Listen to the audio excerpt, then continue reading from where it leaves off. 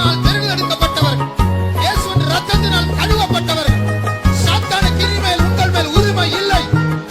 எல்லாமே இயேசு, எல்லாமே இயேசு, எனக்கு எல்லாமே இயேசு. மல்கியா 1:2 ஆகிலும் நான் யாக்கோபை நான் சிநேகித்தேன். இது யார் சொல்றது? நான் உங்களை சிநேகித்தேன் என்று கர்த்தர் சொல்லுகிறார். அதற்கு நீங்கள் எங்களை எப்படி சிநேகித்தேன் என்கிறீர்கள்? ஆகிலும் நான் யாக்கோவை நேசித்தேன்.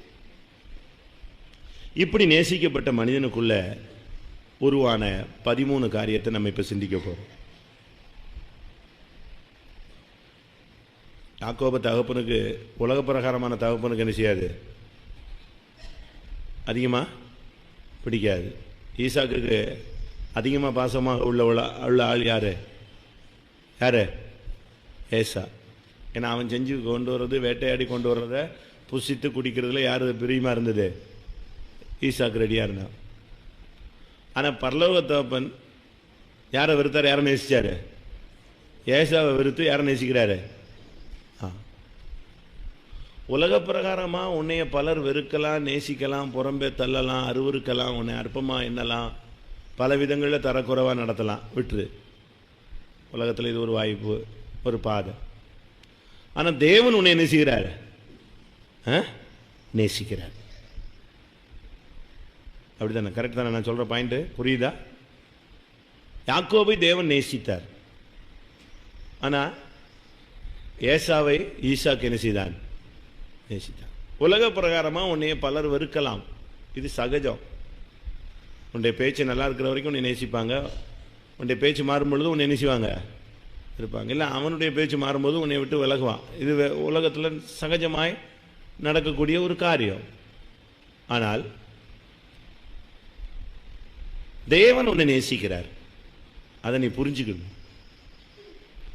எப்படி எங்களை நீ நேசிக்கிறீர் அப்படின்னு கேட்டவனே அவர் சொன்னார், யாக்கோபை எப்படி நேசிச்சனோ அதே மாதிரி உன்னை என்ன செஞ்சேன். அப்போ நம்முடைய வாழ்க்கையில் தோல்வி இல்லைன்னு அர்த்தமா? கர்த்தருடைய இரக்கம், அவருடைய கண்கள் எவனுக்கு எவன் மேல் இரக்கமாக இருக்கு சித்தமாக இருக்கிறேனோ அவன் மேல். யாக்கோபுக்கு தேவனுடைய கண்களில் கிருபை கிடைச்சது. சரி, தேவன் அவனை நேசிச்சார், அவங்க அம்மா அவனை நேசிச்சாங்க. ஆனால் இவனுக்குள்ள உருவான 13 காரியங்களை இப்போ நம்ம படிக்க போகிறோம். இது ரொம்ப சிம்பிள் கான்செப்ட் தான். சப்ஜெக்ட் சின்ன சிம்பிள். நான் சொல்கிறது தான் உங்களுக்கு டிஃப்ரெண்ட்டாக தோணும்.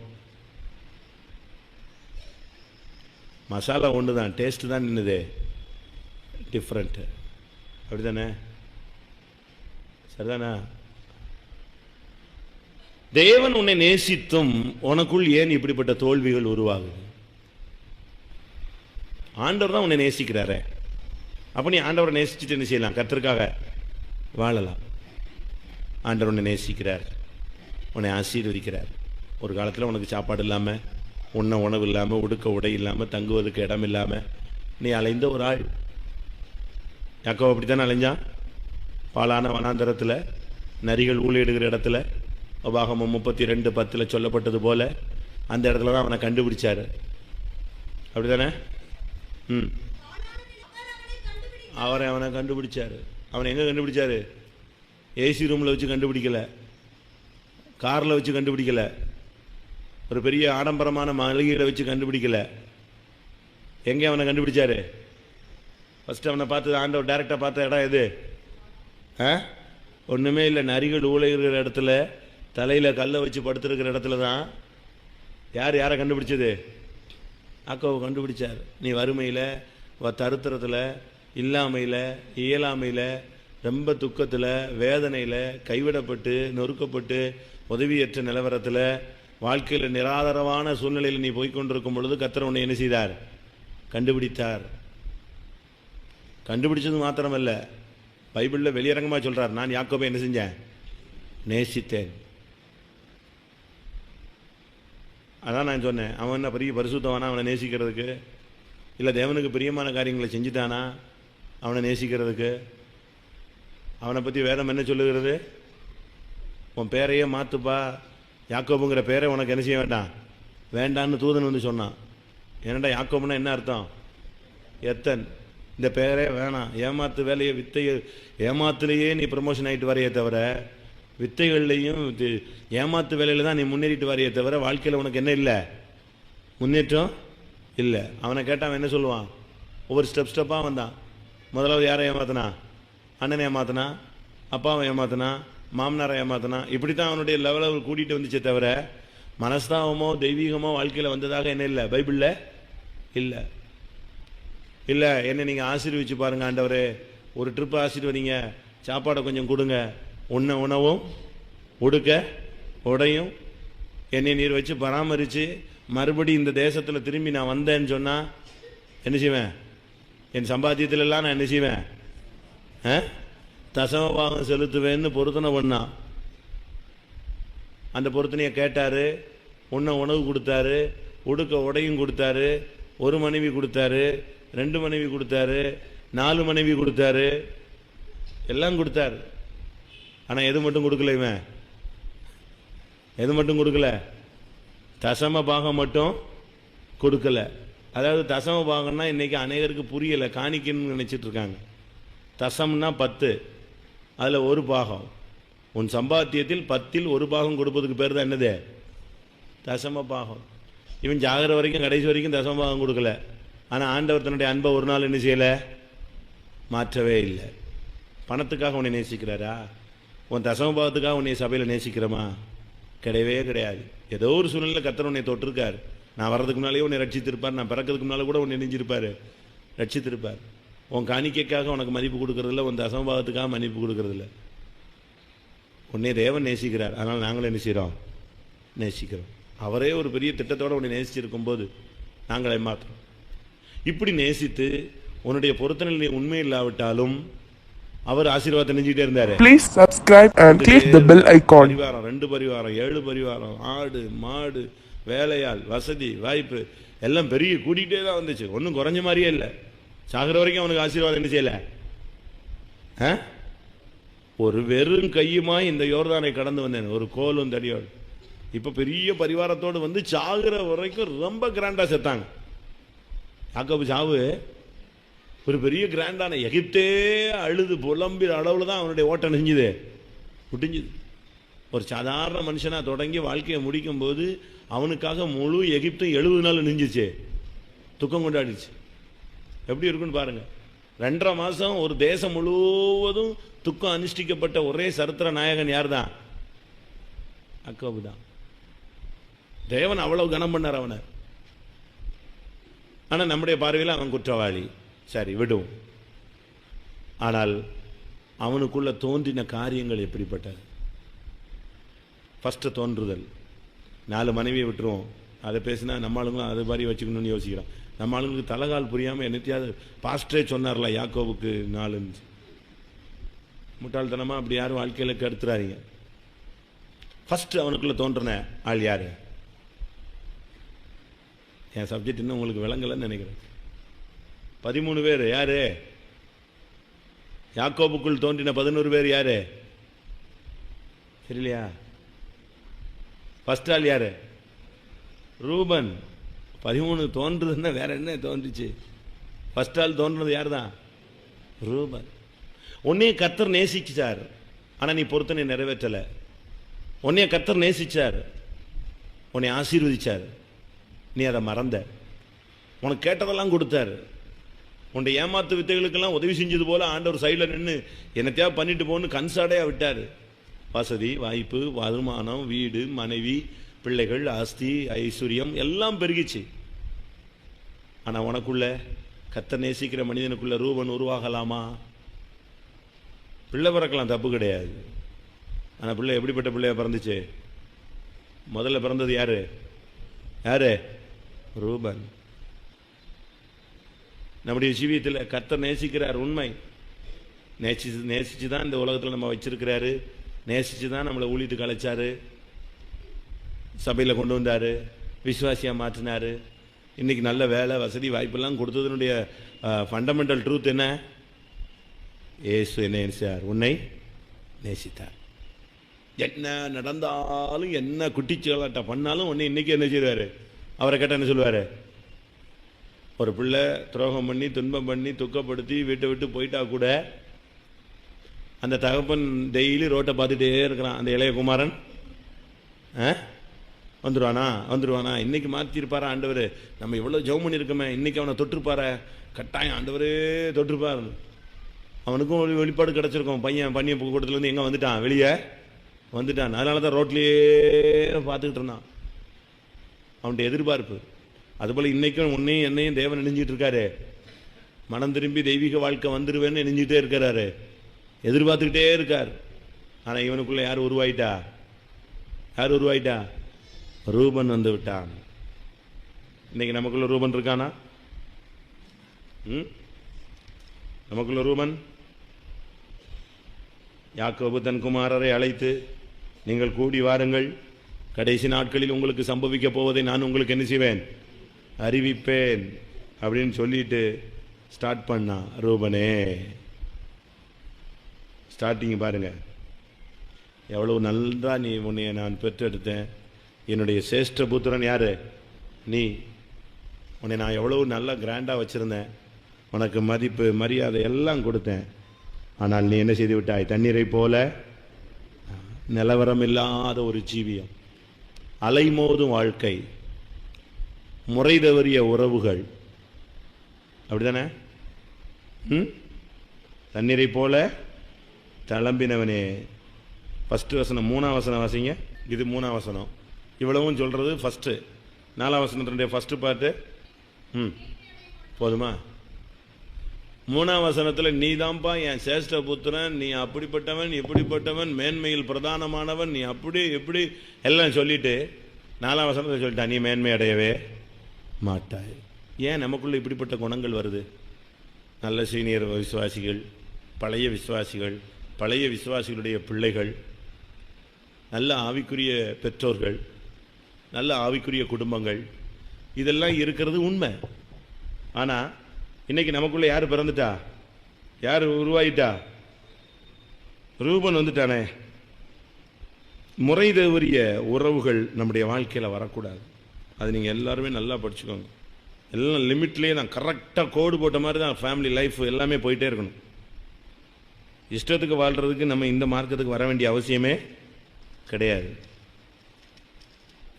இதே ரூபனை ஊழியக்காரன் பார்க்கும் பொழுது எப்படி பார்க்குறான் பாருங்க. தகப்பன் பார்க்கும்போது நீ மேன்மை அடைய மாட்டாயின்ட்டான். ஆனால் அதே ரூபனை உபாகமம் 33:6 சாகர நிலவரத்துக்கு போயிட்டான்னு அர்த்தம். கரெக்டு தானே நான் சொல்கிற பாயிண்ட்டு? ரூபன் சாவாமல், அப்போ லாஸ்ட் ஸ்டேஜ் அவனுக்கு என்ன வந்துருச்சு? சாவு வந்துருச்சு. அந்த நிலவரத்துக்கு போயிட்டு இருக்கும்போது ஊழியக்காரன் சொல்றான், அவன் சாவாமல் பிழைப்பானாக. மரண பிடி, ஒரு மரணத்தின் ஆவி உன்னோடு உன் குடும்பத்தோடு உன் பிள்ளைகளோடும் போராடிக்கிட்டே இருக்கும், டச் பண்ணிக்கிட்டே இருக்கும். அடிக்கடி வந்து அந்த வல்லமை உன்னை போராடும். அதனால தான் அவன் சொன்னான், ரூபன் சாவாமல் பிழைப்பானாக. உன்னுடைய ஜீவியம் எப்படி இருக்கு? வெளிப்படுத்தல பார்க்கும் பொழுது 3ஆம் அதிகாரம் 1ஆம் வசனம், சபையில் நீ உயிர் உள்ளவன் என்று பெயர் கொண்டிருக்கிற, பட் நீ எப்படிப்பட்ட ஆளு? என்ன போச்சு? செத்து போயிட்ட. உயிர் உள்ளவன் என்றும் இங்கே சொல்லியிருக்கு, சாவாமல் அவன் என்ன செய்வானாக? பிழைப்பானாக. ஏன் இப்படி ஒரு மரண பிடியில் வந்து சிக்கிட்ட? நல்ல விசுவாசிகள் கூட இன்னைக்கு மரண பயத்தில் இருக்காங்க, இல்லைன்னா மரணத்தோடு போராடிட்டே இருக்காங்க. ஏன் வாழணும், ஏன் இருக்கணும், ஏன் முடிஞ்சிடலாம். இப்படிப்பட்ட ஆவிகள் அநேகருக்குள்ள இன்னைக்கு இந்த கடைசி காலங்களில் போராடும். யாக்கோபுக்குள்ள முதல் தோன்றின கெட்ட ஆவி மரணமும், அடுத்து என்னது? முறை தவறிய உறவு, தண்ணீரை போல தளம்பினவன், தெளிவில்லாதவன். யாரு தாய் யாரு, தகப்பன் யாரு, ஊழியக்காரன் யாரு, பாஸ்டர் யாரு, சின்ன பிரதர் யாரு, சிஸ்டர் யாரு, அவங்க யாரு, அக்கா யாரு, தங்கச்சி யாரு, எல்லாமே நமக்கு என்ன செய்யணும்? மண்டையில் தெளிவாக ஓடணும். தீமத்தில் என்ன வாசிக்கிறோம்? முதிர் வயதுள்ளவர்களை நீ எப்படி கனம் பண்ணு? தகப்பனை போல. முதிர் வயதுள்ள தாயை, பெண்களை நீ எப்படி எடுக்கணும்? தாயை போல. அடுத்து வாலிப பிள்ளைகளை நீ எப்படி எடுக்கணும்? சகோதரிகளை போல. வாசிங்க 1 தீமோத்தேயு 5ஆம் அதிகாரம் முதல் 4 வசனமா? இப்படித்தான் நீ எண்ணணும். இவன் அப்படிலாம் கிடையாது. யாரை பார்த்தாலும் தவறான கண்ணோட்டங்கள், கண்ணு சரியில்லை, பழக்க வழக்கங்கள் சரியில்லை. எதுவுமே ரொம்ப சோசியலாக போயிட்டாலே லைஃப் அடிபட்டுருங்க. பெண்டிகாஸ்ட் லைஃபுக்கும் வாலிப வயதுடைய காலத்துக்கும் சோசியல் லைஃப் என்னது? அவுட்டு. பெண்டகோஸ்டில் நீ வந்துட்டீங்கன்னா நீ எப்படி எதை தான் அப்ளை பண்ணணும்? ரிசர்வ் டைப்பில் தான் என்ன செய்யணும்? அப்ளை பண்ணணும். என்னன்னா என்ன? அடுத்த 2வது வார்த்தை என்ன செய்யக்கூடாது? உன் வாயிலிருந்து பரப்படக்கூடாது. கிறிஸ்துவுக்கு இல்லை ஆண் என்றும் இல்லை பெண் என்றும் இல்லைன்னு பெரிய இந்த பல்லச்சு காட்டிட்டு நீ பேசினீன்னா முடிஞ்சு போச்சுன்னு அர்த்தம் உன் காதை. எதுக்கு எந்த வசனத்தை ஆண்டவர் ஆவியானவர் சொன்னாருங்கிறத புரிஞ்சுக்காம நீ இதில் ஒன்றும் ஆண் என்றும் இல்லை பெண் என்றும் இல்லைன்னா அவ்வளோதான், நீ வெளியே போயிட வேண்டிதான். இதுக்குள்ளே வந்துட்ட பிறகு நீ ரிசர்வ் டைப்பில் இருக்கணும். வயசாயிருச்சுனாலும் சரி, வாலிபனாக இருந்தாலும் சரி, யாராக இருந்தாலும் சரி, இந்த மார்க்கத்தில் வந்தால் நீ என்ன செய்யக்கூடாது? சோசியல் லைஃபு டைப்பை என்ன செய்யக்கூடாது? அப்ளை பண்ணவே கூடாது. காலத்துக்கு ஏற்ற மாதிரி அட்ஜஸ்ட் பண்ணுறதுக்கு நமக்கு இந்த மார்க்கம் உதவாது. தெய்வீகமாய் வாழ்ந்து நீ பழகணும். இவன் போய் உட்காந்து உட்காந்து உட்காந்து உட்காந்து உட்காந்து சித்திட்டு பேசிக்கிட்டே இருந்து கடைசியில் ஜீவியத்தையே நெஞ்சிட்டான், நஷ்டப்படுத்திட்டான். ஏன்? பழக்கங்கள் நிறுத்து. யாருனாலும் தாயா லிமிட்டாக பேசு, தகப்பனா லிமிட்டாக பேசு, அம்மாவா அப்பாவா அக்காவா அண்ணனா சொந்தக்காரனா எல்லாம் லிமிட். அளவுக்கு மிஞ்சினா தமிழில் சொல்லுவான் என்னது? அமிர்தமும். பைபிள் சொல்லுது தேனை மிகுதியால் சாப்பிட்டால் நல்லது அல்ல, தொலைஞ்சு தனி. ஆவிக்குரிய வாழ்க்கையை நீங்கள் படித்து பழகுங்க. ரூபன், கர்த்தரால் நேசிக்கப்பட்ட யாக்கோபுக்குள்ள ஒரு தளம்பின அனுபவம் உருவாகிவிட்டது. மேன்மையடையாத ஒரு சிவியம். அவன் தகப்பனே சொல்லிட்டான், நீ என்ன செய்ய மாட்ட? மேன்மையடைய மாட்டேன். ஊழியக்காரன் அவனை பார்த்து என்ன சொன்னான்? என்னப்பா இப்படி தாய் தகப்பனை இப்படி சபிச்சிட்டாங்களே. ஊழியக்காரன் என்ன செய்வான்? உங்கள் அப்பாவே உன்னை துரத்திட்டார், நானும் துரத்துறேன்னு சொல்லாமல் என்ன சொன்னான்? சாவாமல் பிழைப்பானார். ஏதோ பிழைச்சிட்டு போட்டோம் விட்டு. இதுதான் ஊழியக்காரனுடைய பாலிசி. தகப்பனுடைய பாலிசி என்னது? நீ உருப்படவே மாட்ட சொல்லி முடிச்சிட்டான். முதல் வசனம் சொன்னான், நீ நல்லா இருந்த, நல்லா, நீ தான் சிரேஷ்ட புத்திரன். அதனால இவனுக்கு கடைசி வரைக்கும் எது கிடைக்கல? எந்த பாகம் கிடைக்கல? சிரேஷ்ட புத்திர பாகம் கிடைக்கல. யாக்கோபு மனசுல ஒரு பெரிய காயம். 2வது செகண்ட் யாரு? ஆதியாகமம் 49:5. அவங்க 2 பேரும் யாரு? ஒருத்தன் யாரு? சிமியோன், இன்னொருத்தன் யாரு? லேவி. 2 பேரும் ஷார்ட் டெம்பரான பார்த்தீங்க, கண்ட்ரோலே கிடையாது 2 பேருக்கும். 2 பேரும் இறங்கினான்னா சேர்ந்துட்டான்னா அவ்வளோதான், பயங்கர கோபம். நம்ம ஆளுங்களுக்கு சிலருக்கெல்லாம் கோபம் வந்துச்சுன்னா என்ன நடக்குது, என்ன பேசுகிறோன்னே தெரியாது, எங்கே இருக்கிறோன்னு தெரியாது. ஃபெய்த்தம்னு கூட மறந்துடுவான், டக்குன்னு ஃபெய்த்தம்னு மறந்துடுவான், யார்கிட்ட பேசிகிட்டு இருக்கோங்கிறத மறந்துடுவான். ரோட்டில் திடீர்னு இப்போ ஷார்ட் டெம்பர் ஆகிடுறான். முதல்ல கண்ட்ரோல் பண்ணணுங்க. நம்ம கண்ட்ரோல் பண்ணலைன்னா நம்மளை இழந்துட்டோம். கண்ட்ரோலை விட்டுட்டோம்னா நம்ம துன்மார்க்கமாக மாறிடுவோம். எவ்வளவு கட்டுப்படுத்தணுமோ அவ்வளவு நம்ம கட்டுப்படுத்த வேண்டியது. சிமியோனும் லேவியும் ஏக சகோதரர். அவருடைய பட்டயங்கள் கொடுமையின் கருவிகள். தூக்குனான், பட்டயத்தை எடுத்தான், ஒரு நைட்டுக்குள்ளே பாதி வேற காலி பண்ணிட்டாங்க. அந்த ஊரில் உள்ள அவ்வளோ ஆண் பிள்ளைகளையும் கொன்னே விட்டான். ஒருத்தனும் உயிரோட இருக்கக்கூடாது. பயங்கரமான ஸ்பீடு. என் ஆத்துமாவே அவருடைய ரகசிய ஆலோசனைக்கு உடன்படாதே, என் மேன்மையே அவர்கள் கூட்டத்தில் சேராதே. அவர்கள் ஒரு புருஷனை கொன்று தங்கள் அகங்காரத்தினாலே அரண்களை, உக்கிரமான அவர்கள் கோபம், கொடுமையான அவர்கள் மூக்கவும் சபிக்கப்பட கடவது. யாக்கோபில் அவர்களை பிரியவும் இஸ்ரவேலில் அவர்களை. அப்பா என்ன அவன் செஞ்ச கொடூரமான வேகத்துக்கு, அவனுடைய ஸ்பீடுக்கு தகப்பனே சொல்கிறான், அவனை இஸ்ரவேலில் அவனை நெஞ்சிரு, துரிச்சிரு, அவனை வீட்டில் வைக்க முடியாது, துரத்திரு. அந்த லெவலுக்கு கொண்டு.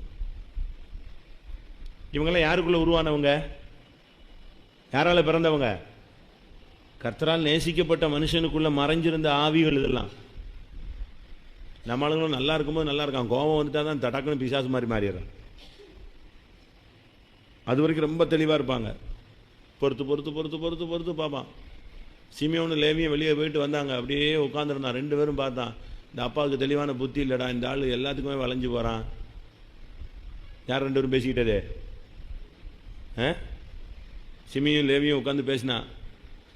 கூட இருக்கிற 10 பேரையும் கூப்பிட்டு பார்த்தான், ஒருத்தனும் வரல. இவன் சொன்னா இது ஒன்றும் ஒத்து வராது, இன்னைக்கு நைட்டுக்குள்ளே அவ்வளோ பெரிய நெஞ்சாகணும், வெட்டியே விடணும். தங்கச்சியை கேவலப்படுத்திட்டாங்க, வாழ்க்கையே போயிடுச்சு, குடும்ப மானமே போயிடுச்சு, இருக்கவே விடக்கூடாதுன்னு பட்டையத்தை எடுத்து கெட்டுனாங்க, கிளம்பிட்டாங்க. அதுக்கு காரணம் சொல்லியிருக்கு, என்னது? கோபம், மூர்க்கம், கண்ட்ரோல்லெஸ்ஸாக போயிட்டாங்க. விட்டுருந்த அந்த ஊரில் ஒருத்தனுமே நெஞ்சிருக்க மாட்டான் உயிரோட, அவ்வளவு. நான் அப்படிலாம் பார்த்துருக்கேன் ரொம்ப வேற. அந்த கோபம் வந்துருச்சுன்னா, நாங்கள் சாராய வியாபாரம் பண்ணும்போது ஒருத்தன் எங்களுக்கு சப்ளை பண்ணுவான் வீட்டுக்கு. திடீர்னு ஒரு நாள் வந்தான், நான் இது வரைக்கும் சப்ளை பண்ணதுக்கெல்லாம் சீக்கிரம் காசு கொடுங்க, எனக்கு ஒரு ப்ராப்ளம், சீக்கிரமாக காசு கொடுங்க, நான் கிளம்புறேன்ட்டான். என்ன பண்ணுறது?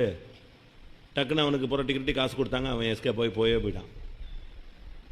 இனிமேல் என்கிட்ட சப்ளைக்கு வராதீங்க, நான் வெளியூர் ஓடுறேன், ஒரு சின்ன பிரச்சனை அப்படின்ட்டு கிளம்பிட்டான். என்ன பிரச்சனைன்னு அவனை தனியாக கூட்டு போய் கேட்டா, உண்மையாக நடந்த சம்பவம், அவன் தங்கச்சியை கல்யாணம் கட்டி கொடுத்துட்டாங்க. கல்யாணம் கட்டி கொடுத்து அந்த பிள்ளைக்கு குழந்தெல்லாம் இருக்கு. ஆனால் தங்கச்சி மாப்பிள்ளை ஒரு மோசம், ஒரு நார்மல் டைப், அவன் விளங்காத ஒரு ஆள். அவனுக்கு இந்த பொண்ணு மேலே ஒரு கொஞ்சம் லைட்டாக ஒரு சந்தேகம். அது கொஞ்சம் கொஞ்சமாக வெளியே கசிய ஆரம்பிச்சுது. அதை நிரூபிக்க முடியல, பட்டு கசிஞ்சிக்கிட்டே வருது. ஒரே பொய்யை திருப்பி திருப்பி சொன்னால் என்ன ஆகிடும்? உண்மையாயிடும், அப்படி தானே? அப்படி ஆயிடுச்சு. அது கொஞ்சம் கொஞ்சமாக பரவி ஊர்லலாம் லேசாக வந்துச்சு. ஆனால் இந்த பையன், அந்த பொண்ணோட அண்ணனாகிய இவனுக்கு மட்டும் என்ன செய்யலை, விஷயம் தெரியல. பட் அவங்க அம்மாவுக்கெல்லாம் கொஞ்சம் கொஞ்சமாக நியூஸ். இவன் திடீர்னு வீட்டுக்கு போனான், யாரோ ஒருத்தர் ரோட்டில் வச்சு சொல்லிட்டான், அவன் தங்கச்சியை பற்றி இப்படி பேசிகிட்டு இருக்காங்க, ஏதோ லைன் சரியில்லையா அப்படின்னு லேசாக காதில் விழுந்துச்சு. இவனுக்கு டென்ஷன் ஆகிட்டான். நம்ம தங்கச்சி இப்படி மோசமாவா இருந்துட்டா? உண்மையாவா? யார் சொன்னது? தங்கச்சி மாப்பிள்ளை தான் சொன்னான். அப்படியே சொன்னான். அவன் நேராக வீட்டுக்கு போனான். வீட்டில் போய் அவங்க அம்மாவை கூப்பிட்டான். ஏம்மா, தங்கச்சியை பற்றி இப்படிலாம் சொல்கிறாங்களே, அது உண்மையா? நீ கேள்விப்பட்டியா? நான் ரோட்டில் வரும்போது இப்படி ஒருத்தன் சொல்லிட்டான், தங்கச்சி மாப்பிள்ளையே இதை சொல்கிறான், நாம இப்படி உண்மையான்னு கேட்டு. அந்த அம்மாவை அது என்ன செஞ்சுருக்கணும்? நான் கேள்விப்பட்டேன்னு சொல்லியிருக்கணும், இல்லை கேள்விப்படலப்பா நம்ம விசாரிச்சுக்கோன்னு எதையாவது ஒன்று நெஞ்சிருக்கணும், சொல்லி தொலைஞ்சிருக்கணும். ஆமாப்பா, நானும் கேள்விப்பட்டேன், எனக்கும் ஒன்றும் புரியலைன்னுச்சு பட்டிக்காடு ஸ்டைலில். இவனுக்கு அப்போ அம்மாவுக்கும் விஷயம் தெரிஞ்சிருக்கு, உண்மைதான் போட்டிருக்குன்னு நேராக வீட்டில் போய் வெட்டுக்கத்தியை தூக்குனா சர்றன்னு வீட்டுக்கு வந்துட்டான். தங்கச்சி வீட்டுக்கு வந்துட்டான். தங்கச்சி வீட்டுக்கு வந்தால் தங்கச்சி இல்லை, நிலத்தில் இருக்கிறான், நாங்கள் வயலில். சர்றன்னு நேராக போயிட்டான். அவளுக்கு அண்ணனை பற்றி தெரியுமே, மோசமான ஆள்னு. தூரத்தில் வரும்போது இவன் கையில் கத்தி இருக்கிறத பார்த்த உடனே அவளுக்கு வெடத்து போயிடுச்சு. நிச்சயம் எங்கே தான் வரான்? விசாரிக்க வரல, அவன் எதுக்கு வரான்? வெட்ட வர்றான்னு. தூரத்தில் வரும்போதே பார்த்துட்டு, அண்ணன் நீ நினைக்கிற மாதிரி நான் தப்பு பண்ணல, நான் நம்ம குடும்பத்தில் பிறந்துட்டு நான் அப்படிலாம் என்ன செய்ய மாட்டேன்னு சொன்னா. வந்த வேகத்தில் ஒரே வெட்டு, துண்டை தலையை எடுத்துட்டு அப்படியே தலை முடியோட ரோட்லேயே வந்தான். ஸ்ட்ரைட்டாக ஊருக்குள்ளே வர்றான். ஊரில் அவ்வளோ பேரும் ஓடுறான். தங்கச்சி மாப்பிள்ளை இதை கேள்விப்பட்டவனும் ஊரை விட்டு ஓடிவிட்டான். அடுத்த வெட்டு யாருக்கு தான்?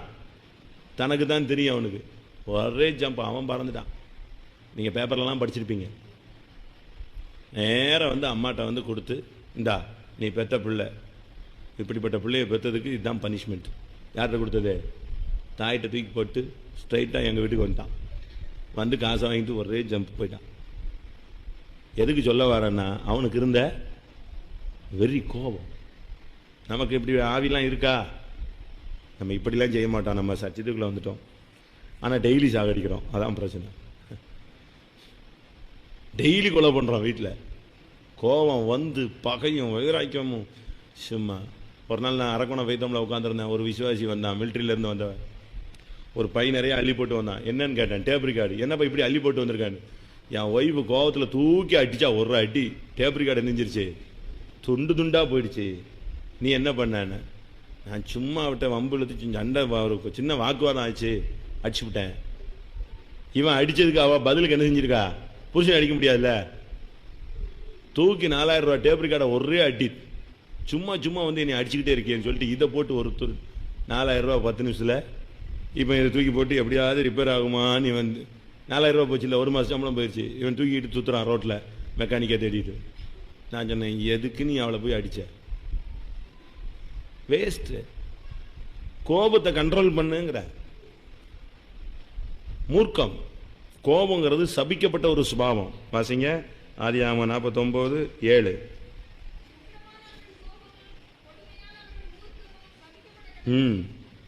கோபம் சபிக்கப்பட்ட கடவுள். மூர்க்கமான உக்கரமான கோபம், கொடுமையான அவர்கள் மூர்க்கம். அது ஒரு சாபம். இது யாருக்குள்ளதான் இருந்துச்சு?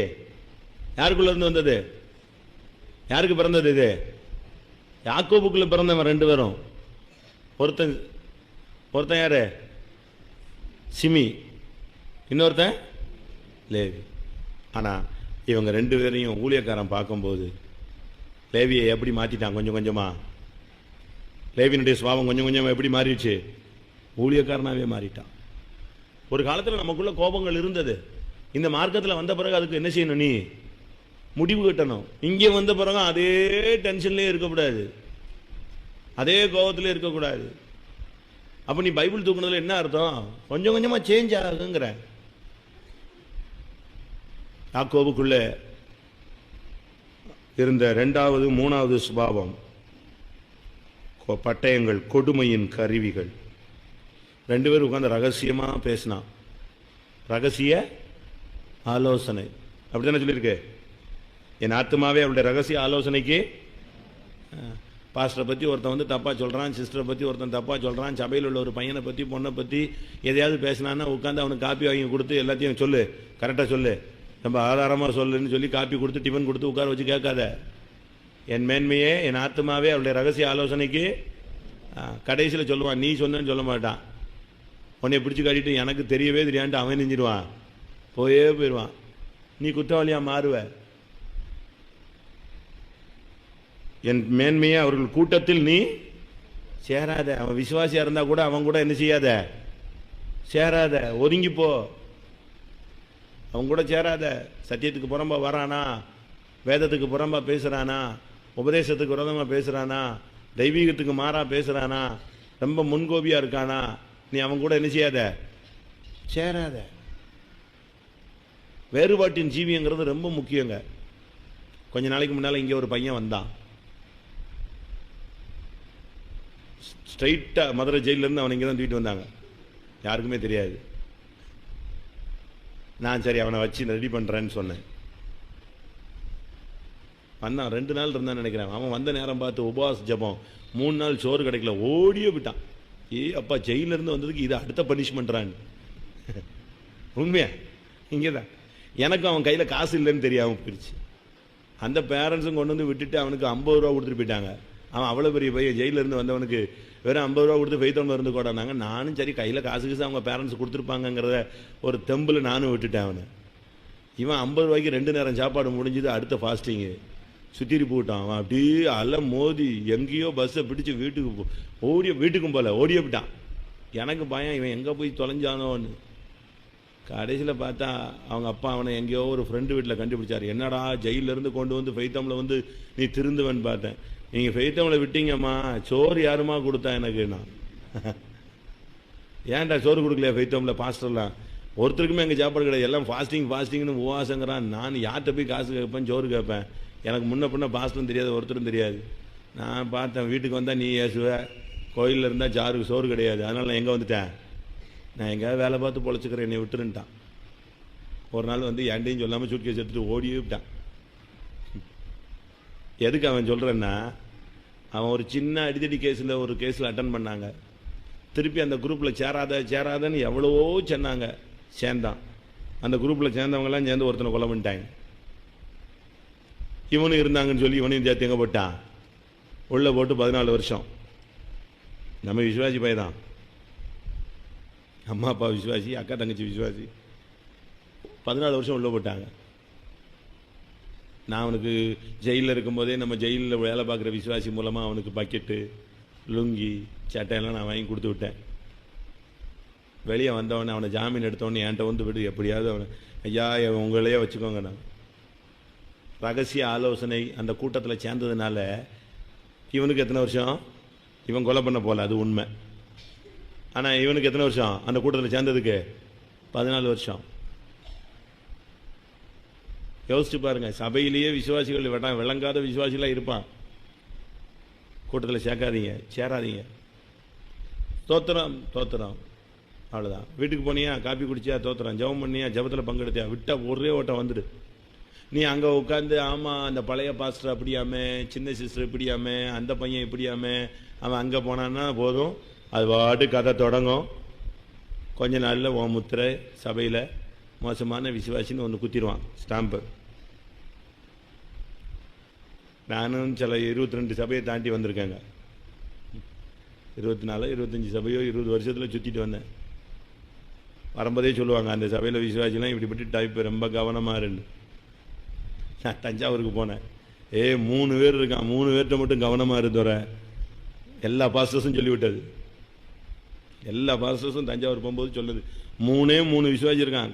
அசந்தன்னா உன்னை சுத்தமாக தஞ்சாவூரில் நீ ஊரில் இருந்த மாதிரியே காட்ட மாட்டான், அட்ரஸே இல்லாமல் ஆக்கிடுவாங்க. ஆனால் அந்த 3 பேரும் கடைசி வரைக்கும் என்கிட்ட ரொம்ப பெட்டாக இருந்தாங்க. அவங்களுக்கே டவுட் வந்துருச்சு எல்லாருக்குமே. நான் வந்தால் போதுங்க, நான் வெளியே போய் என்ன பேசினாலும் தெரியாது. நான் அப்படி ஹாலுக்குள்ளே இறங்கி அப்படி வந்து காரை விட்டு இறங்கி உள்ளே வந்தேன்னா இந்த 3 பேரும் என்னைய பார்த்து கொடுக்குற மரியாதை, ராஜ மரியாதை தோற்று போகும். சும்மா சேரை தூக்கிட்டு பின்னாலே ஓடி வருவோம், ஐயா ஐயா வை வை அதில் போடு அப்படின்ட்டு நான் போயிட்டே இருப்பேன். ஆனால் அந்த 3 பேர் தான் அதுக்கு முன்னால் அந்த சபையினுடைய குழப்பவாதிகளை. ஆனால் இப்போ இந்த 3 பேரும் எனக்கு ரொம்ப பெட்டு. நான் இருக்கிற வரைக்கும் பெட்டு, கடைசி இப்பவும் நல்லா இருக்கேன். எதுக்கு சொல்கிறேன்னா, என் மேன்மையை அவர்கள் கூட்டத்தில் சேராதே. நம்முடைய வாழ்க்கையை ரொம்ப கவனமாக கொண்டு போகணும். யாக்கோபுக்குள்ள லேவியும் சிமியோனும் மறைஞ்சிருந்தான். அடுத்து 4வது ஒரு ஆள், 8ஆம் வசனம். இந்த இவ்வளவு மோசமான ஆளுக்குள்ளேயும் யார் வரா? யூதா. யூதானா யாரு? ஜெபம் பண்ணுவான். என்ன சேட்டை பண்ணாலும் ஜெபம் பண்ணிடுறான். அதான் நம்ம விசுவாசிக்குள்ள உள்ள ஒரு பெரிய டிஃபரெண்டான குவாலிட்டி. என்ன பண்ணால் திடீர்னு ஷார்ட் டெம்பர் ஆகி கட்ட தூக்கி அடிச்சிருது, டம்மு டிம்முன்னு அடிச்சு உடைச்சிடுறது. அடுத்த செகண்ட் என்னது? முழங்கால் ஜெபம், அந்நிய பாஷை. எங்கிருந்தா இந்த டங்ஸ் வருதுன்னு எனக்கும் ஒன்றும் புரியலை.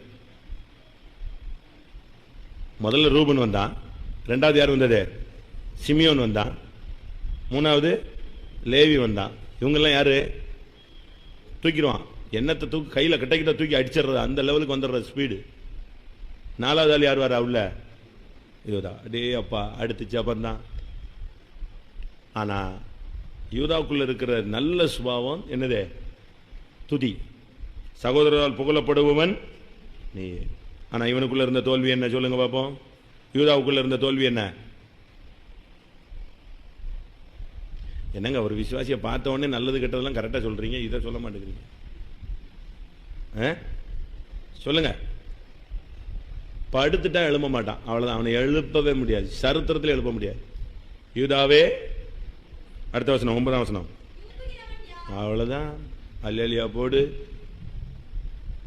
ஏசு வர்றாருன்னு சொல்லு, ட்ரம்பட் அடி, எழும்பவே மாட்டான். தூங்கிட்டான்னா அவன் அவ்வளவுதான், செத்துப்பிட்ட மாதிரி தான். அந்த பழக்கம் இருக்கா உங்களுக்கு? கதவை தட்டினாலும் எழும்ப மாட்டான், அலாரம் அடித்தாலும் எழும்ப மாட்டான், பெல் அடித்தாலும் எழும்ப மாட்டான், தண்ணி ஊற்றினாலும் எழும்ப மாட்டான். அவன் மடங்கி படுத்தான். அவனை எழுப்புகிறவன் யார்? யார் எழுப்புறது? அவன் சாதாரண ஆளு மாதிரி படுக்கல. எப்படி படுத்திருக்கான்? சிங்கம் போலும் கிளச்சிங்கம் போலும். இழுத்து மூடிட்டான். இனிமே அவனை எழுப்புறதெல்லாம் சர்வசாதாரண முடியாது. இழுத்து மூட்டா அவ்வளவுதான். தூங்கிட்டா அவனை எழுப்ப முடியாது. கும்பகர்ணனை வந்து கண்டினியூவா எவ்வளவு மாசம் தூங்குவானா? 6 மாசம். அவனை எழுப்பணும்னா அந்த யுத்தம் லாஸ்ட்ல ராவணனுக்கு யுத்தம் வந்துருச்சு, பிரச்சனை ஜாஸ்தி ஆயிருச்சு, யுத்தம் வாசல் படியில வந்துச்சுன்னு உடனே இவனுக்கு 6 மாசம் முடியல. இவனை என்ன செய்ய முடியாது? எழுப்ப முடியாது. அதனால எதை வச்சு எழுப்புனாங்களா? இதெல்லாம் படிக்கலையா? ஸ்கூல்ல இதெல்லாம் சொல்லி தரலையா உங்களுக்கு? எதை வச்சு எழுப்புனா? யானையை வச்சு எழுப்புவான் அவனை. யார? கும்பகர்ணனை. எழுப்பவே முடியாது. யானையை வச்சு போட்டு உருட்டி புரட்டி கத்த வச்சு கடைசியில் எழுப்பின உடனே சொல்லுவாங்க யுத்தம் வந்துருச்சுன்னு. அதுக்கு பிறகுதான் அவன் எழும்பி சாப்பிட்டுட்டு கிளம்பி வந்தானான் யுத்தத்துக்கு. எப்படி இருக்கும்? அவன் கிளச்சிங்கம் போல் படுத்து கிடந்தான், மடங்கி படுத்தான், அவனை எழுப்புகிறவன் யார்? ஆனா நல்ல விசுவாசி. தன் கழுதை கூட்டிய திராட்சை செடியிலையும் நற்குல திராட்சை செடியிலையும் கட்டுவான். திராட்சை ரசத்தில் தன் வஸ்திரத்தை தோய்ப்பான். திராட்சை பழங்கள் ரத்தத்தில் தன் அங்கியையும், அதெல்லாம் நல்லா white and white, pure white, pure எல்லாம் கலர்லாம் ரொம்ப கரெக்டாக இருக்கும். ரொம்ப தெளிவாக இருப்பான். நல்ல நற்குல திராட்சை செடி, நல்ல பழக்க வழக்கங்கள் எல்லாம் உண்டு. ஒரே ஒரு வீக்னஸ் என்னதுதான், படுத்துட்டா என்ன செய்யறது இல்லை இருக்கா? இதெல்லாம் அஞ்சாவது ஆளு யாரு? செபுலோன். அவன் எப்படிப்பட்டவன்? கடல் துறை அருகே குடியிருப்பான். அவன் எப்படி இருப்பான்? கப்பல் துறைமுகமாயிருப்பான். அவனுடைய சிந்தை முழுசும் எங்க தான்? கடல். கடல் எதை காண்பிக்கிறது? உலகம். அப்படிதானே? உலகத்தை காண்பிக்குது. அவனுடைய குடியிருப்பை எங்க தான்? அவன் சிட்டிக்குள்ள வரமாட்டான், மலை பிரதேசத்துக்கு வரமாட்டான், இந்த உள்ள ஊருக்குள்ளெல்லாம் பிளைன் ஏரியாக்கெல்லாம் வரமாட்டான். அவன் எங்க தான் இருப்பான்? அவன் எங்க தான் இருப்பான்? கடல் துறை அருகே தான் குடியிருப்பான். உலகம்தான் அவனுடைய சிந்தை. எப்பவும் அங்கேயே பணம் பொருள், அப்படியே வீடு வாசல், எப்பவும் அவனுடைய சிந்தை முழுசும் எதுதான்? உலகத்துல தான் இருப்பான். சர்ச்சுக்கு வந்தா கூட அதுலேயும் ஏதாவது பெனிஃபிட் இருக்கான்னு தான் அவன் என்ன செய்வான்? இன்னைக்கு சர்ச்சுக்கு போனால் இந்த நபரை பார்க்கலாமா, ஏதாவது காசு கிடைக்குமா, ஏதாவது பிஸ்னஸ் நடக்குமா? சர்ச்சிலேயே பிஸ்னஸ் பண்ணுறாங்க. இங்கே உள்ள விசுவாசிகள்கிட்ட சீட்டு பிரிக்கிறது, இங்குள்ள விசுவாசிகளே ட்ரெஸ்ஸை விற்கிறது, இங்கே உள்ள விசுவாசிகளுக்கு இப்படி போட்டு கடைசியில் சண்டை போட்டுட்டு நம்ம கடைசியில் எங்கே கொண்டு வந்து விடுவான்? நம்மகிட்ட பிரச்சனை உச்சகட்டம் வந்த பிறகு தான் இவன் நம்மகிட்ட வருவான். இதெல்லாம் நம்முடைய ஜீவியத்தில் உள்ள கெட்ட பழக்க வழக்கங்கள். செபுலோன் கடல் துறை அருகே குடியிருப்பான். அவன் கப்பல் துறைமுகமாகவே இருப்பான். அவன் அங்கேயே தான் உட்கார்ந்துருப்பான். அவனுக்கு வேற வேலையே கிடையாது. உலகம் உலகம் உலகம் உலகம் உலகம். சபைக்கு வந்தாலும் அவனுக்கு அப்படியே பார்த்துக்கிட்டே இருப்பான். பேங்க்கு டிடி போயிடும், செக்கு போயிடும், பேங்கை மூடிடுவான், பிஸ்னஸ் அவன் போயிடுவான், இவன் வந்துடுவான். இவனை இங்கே வச்சு இவனை சுற்றி போச்சு அவன் என்ன செய்வான்? கஷ்டமா இருக்கு. இப்போ 12 மணிக்கு போகணும்னு நினைச்சவங்களுக்குலாம் எழும்ப முடியாது, கஷ்டம். கடல் துறை அருகே அவன் என்ன செய்வான்? அவனுக்கு உலகத்திலே தான், அங்கேயே தான் இருப்பான். அவனுடைய சிந்தை நினைவு தோற்றமெல்லாம் அங்கேயே தான். 24 hours பணம் பணம் பணம் பணம் பணம். ஆமாங்க, பாஸ்டர் அப்படித்தான் சொல்லுவார். 4 காசு இல்லைன்னா பாஸ்டர் கூட என்ன செய்ய மாட்டார்? மதிக்க. அப்படித்தானே? 4 காசு இல்லைன்னா பாஸ்டர் கூட மதிக்க மாட்டார். இவர் வேணா இப்படி சொல்லுவார், அடுத்தவர் அப்படிமா. இதெல்லாம் நீங்கள் சொல்கிறது. அடுத்த ஒரு ஆள் இருக்கா, இசக்கார். இவன் யாரு? இதுவரைக்கும் வந்தவன் மனுஷனா வந்தான், இதுக்கு பிறகு வர்றவெல்லாம் மிருகமாக வருவான். அதுதானே? இதுவரைக்கும் வந்தவெல்லாம் எப்படி வந்தான்? மனுஷனா வந்தான், கொஞ்சம் சேட்டை பண்ணான். இப்போ அடுத்து வர்ற ஆள் யாரு? கழுதை. 2 பொதியின் நடுவே படுத்துக் கொண்டிருக்கிற பலத்த கழுதை. கழுதைன்னா எப்படி இருக்கும்? முன்னால போனா கடிக்கும், பின்னால வந்தா உதைக்கும், ஏறி உட்காந்தா தூக்கி போத்துன்னு போட்டு. அப்போ இதை கண்ட்ரோலே என்ன செய்ய முடியாது, பண்ண முடியாது. யாரும் எந்த பாஸ்டர் சொன்னாலும் கீழ்ப்படிய போறதில்லை, எந்த சிஸ்டர் சொன்னாலும் கீழ்ப்படிய போறதில்லை. புருஷனுக்கும் கீழ்ப்படியறதில்லை, மனைவிக்கும் கீழ்ப்படியறதில்லை உலகத்தில். அதனால தான் தமிழில் சொல்லுவான், வீட்டில் அடங்காதெல்லாம் எங்கே அடங்கும்? ஊரில் அடங்கும். அங்கே அடி வாங்கினா தான் என்ன செய்யும்? கழுதை. தீர்க்கதரிசி இதை யூஸ் பண்ணான்.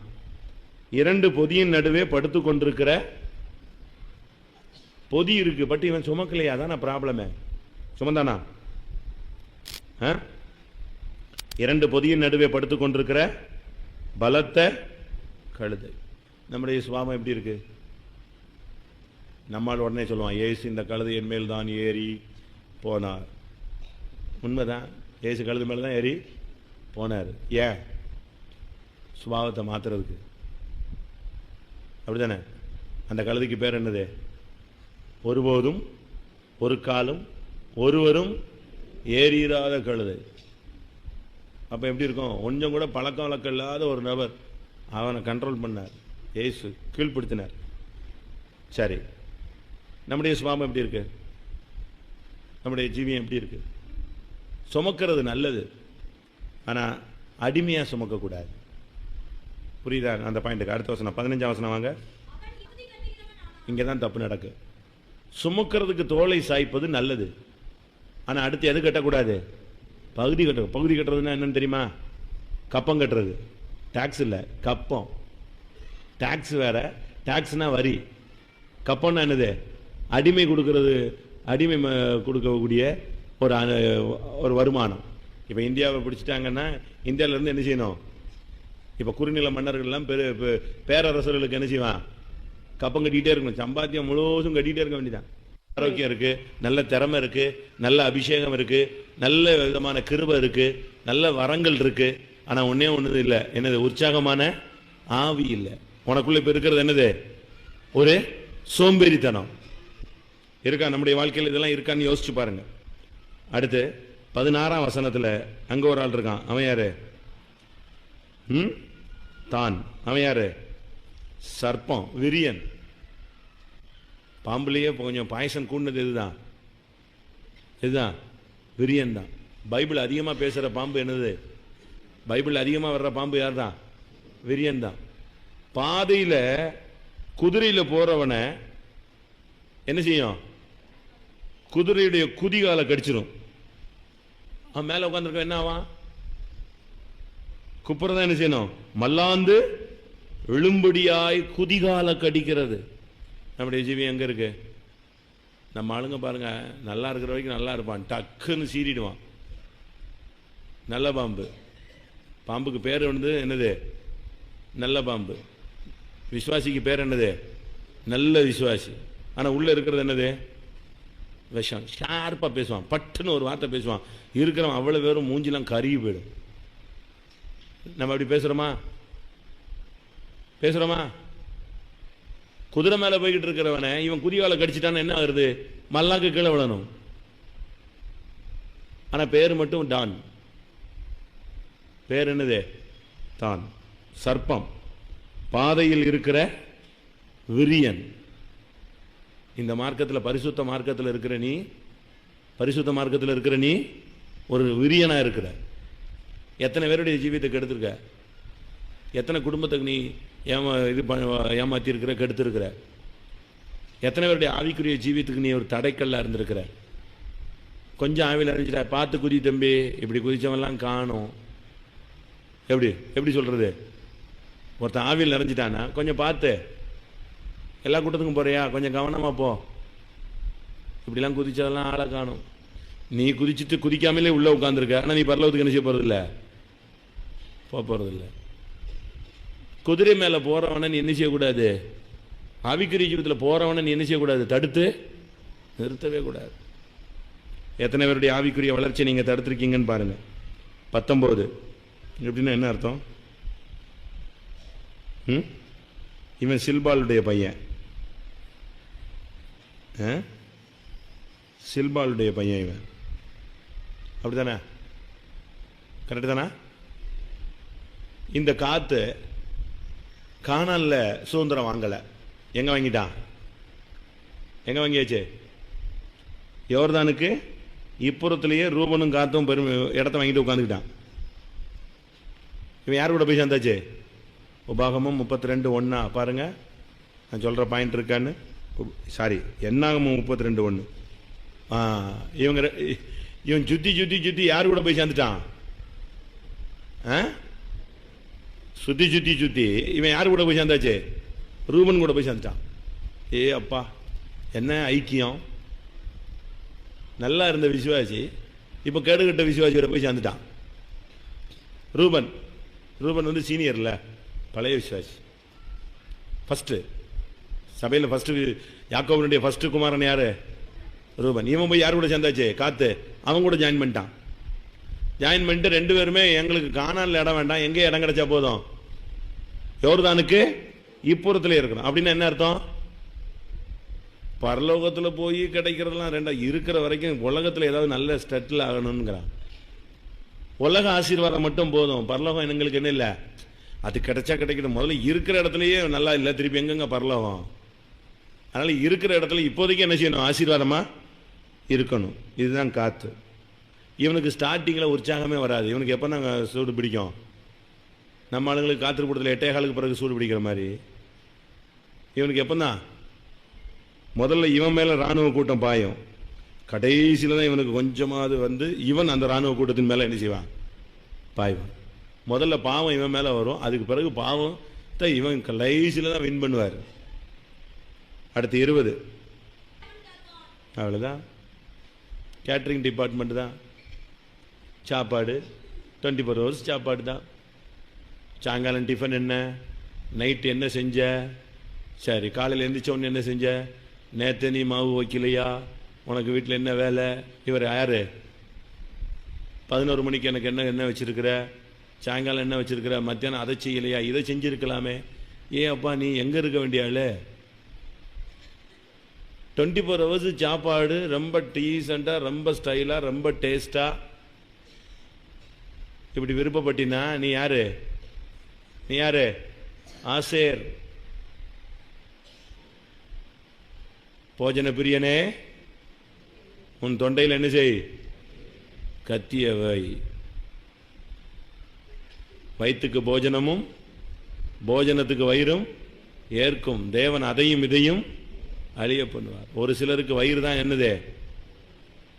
ஏசு கடவுள். ஏசு கடவுள் இல்லை, யார் கடவுள்? வயிறு தான் தேவனே. அவங்களுக்கு எப்பொழுதும் சாப்பிட்டுட்டே இருக்கணும். ஃபாஸ்டிங் எடுத்தால் எனக்கு வந்து அப்படியே இந்த கேரா வரும். அது எப்படியா கேரா வரும்? ஒரு நேரம் ஃபாஸ்டிங் எடுக்கிறதுக்கு விசுவாசி தடுமாறுறான்.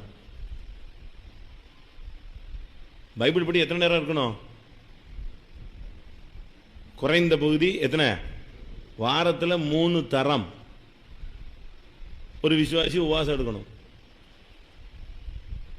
நான் அப்படிலாம் ட்ரையல் பண்ணி கொண்டு வரணும்னு வச்சுருக்கேன். தண்ணி குடிக்காத ஃபாஸ்டிங்லாம் இனிமேல் கூட்டம் வைக்கலான்னு வச்சுருக்கேன். தண்ணியே குடிக்காமல். ஏன்னா இப்போ ஃபாஸ்டிங்னா நம்ம தான் 7 ஜூஸ் குடிச்சிடறோம்ல, அது டிசைன் ஜூஸ் குடிச்சிட்டா ராக்கெட்டில் போகிறவன்லாம் இப்படி ஜூஸ்லாம் குடிச்சிட்டு சோறு போட்டு சாப்பிட்டுட்டு இருக்கிறதில்ல.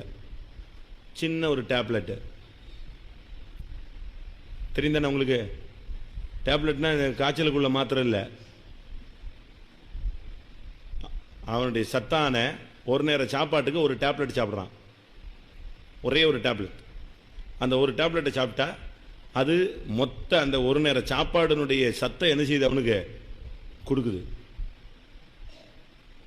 நம்ம தான் சூப்பராக ஒரு கப்பு ஆப்பிள் ஜூஸ் குடிச்சிட்டோன்னா தான் ஒரு ஆப்பிள் எத்தனையோ ரத்தத்துக்கு சமானம், எத்தனையோ சொட்டு ரத்தத்துக்கு சமானம்.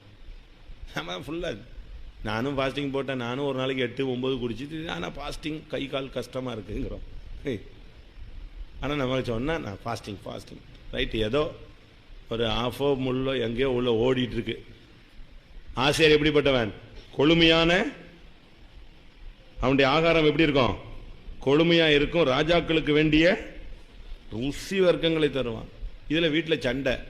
நான் அந்த வீட்டுக்கு போனேன், என்ன அருமையாக சாப்பாடு பொங்கி கொடுத்தாங்க, உனக்கு சோறே பொங்க தரல, உங்கள் அம்மா அப்பா உன்னை எப்படி வளர்த்தாங்கன்னு என்ன செய்யலை தெரியல, இதெல்லாம் சொல்லிக் கொடுக்காம கல்யாணம் கட்டி விட்டாங்க. சாப்பாடை கவுத்துறது, தூக்கி எறிகிறது, கொட்டுறது, ஒட்டைக்கிறது நடக்கா வீட்டில்? நடக்கா? இவங்க சொல்கிறது, ஆமாம் இவருக்கு வேற இவ்வளவு ருசியாக சாப்பாடு செஞ்சு கொடுக்கணுமா? இப்படிலாம் இருக்கா? சாப்பாட்டில் நீ ஜெயிக்கலைன்னா பரலோகம் போகிறது ரொம்ப கஷ்டம். சாப்பாட்டை ஜெயிக்கணும். எத்தனை பேருக்கு ஜெயம் இருக்கு? கை வைத்துங்க பார்க்கலாம். அல்லேலூயா. யோசிக்கிறாங்க, என்னடா இனி முடிஞ்ச பிறகு என்ன கை வைத்தினியா, உண்மையா நீ ஜெயிச்சிட்டியா? சாப்பாடை ஜெயிச்சிட்டீங்களா? ஜெயிக்கணும். ஜெயிக்கிறவன் தான் பரலோகத்துக்கு போக முடியும். டாக்டரும் அதை தான் சொல்கிறான், யோகாவும் அதை தான் சொல்லுது, மற்ற மார்க்கங்களும் என்ன செய்யுது? எதை தான் சொல்லுது? உபவாசத்தை சொல்லுது, விரதம்னு சொல்கிறான். அவன் இருக்கிற மாதிரி விரதம் இருக்கிறோமா? நம்ம நோன்புன்னு எடுக்கிறான் பாருங்க, எச்சில கூட என்ன செய்யறது இல்லை, விழுங்குறது இல்லை. மோசே 40 நாள் இரவும் பகலும் தண்ணீர் புசியாமலும் குடியாமலும் எங்க கிடந்தான்? நம்ம இருக்கிற ஃபாஸ்டிங் எப்படி பார்த்த ஃபாஸ்டிங் தெரியுமா? தானியலுடைய ஃபாஸ்டிங். ருசிகரமானதை சாப்பிடல, சும்மா நல்லா இருக்கிறத சாப்பிடுவார் தானியல். இந்த வசனங்கள்லாம் சும்மா கரண்ட்ல கையில் இருக்க வேண்டாம், முக்கியமான வசனமாச்சே. அந்த 3 வாரங்கள் 21 நாள் ஃபாஸ்டிங்கு. அப்போ ருசி இல்லாதது கம்புங்க. ருசிகரமான ஆகாரம் எங்கே போல? அப்படியா? நல்லா புரிஞ்சுக்கோங்க. நம்முடைய வாழ்க்கையில் ஆசேரை ஜெயிக்க வேண்டும். ஆசேர் உள்ள இருந்தான்னா நல்ல சாப்பாடு சாப்பாடு சாப்பாடு சாப்பாடு சாப்பாடு, நல்ல சாப்பாடு. என்ன சாப்பாடு? சாப்பாடை நீ ஜெயிக்கணும், சாப்பிடு. நான் தப்புன்னு சொல்லலை. ஃபாஸ்டிங் நேரத்தில் என்ன செய்ய? வீட்டில் பிரியாணியே செஞ்சால் கூட நீ என்ன செய்யக்கூடாது? ஃபாஸ்டிங் அன்னைக்கு சோத்திரம் சோத்திரம் சோத்திரம் ஆண்டவரே நாளை காலில் மாற்றிடுறேன் ஃபாஸ்டிங்க. உண்மையாக ரொம்ப வீட்டில் நடக்குது. என்ன இன்னைக்கு போய் இதை செஞ்சுட்டியே, நானே ஃபாஸ்டிங், இன்னைக்கு போய் இதை செய்யலாமா? சரி, நீ உன் பிள்ளைகளை மட்டும் சாப்பிடுங்க போ, இன்னைக்கு ஃபாஸ்டிங் வீணாக போச்சு எனக்கு.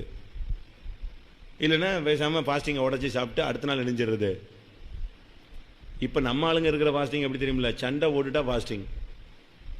சண்டை வாக்குவாதம் வந்துருச்சுன்னா அதுக்கு பேர் என்னது? நல்லா புரிஞ்சுக்கோங்க, அது ஃபாஸ்டிங் கிடையாது. அதுக்கு பேர் என்னது? பட்டினி. அப்படித்தானே? பாஸ்டர் டிவியினுடைய உபதேசத்தின்படி, பைபிள் உபதேசம் தான் அது, ஒருவன் உபவாசம் இல்லாமல் சாப்பிடாமல் இருந்தால், கோபத்தில் சாப்பிடாமல் இருந்தால் அது பட்டினி.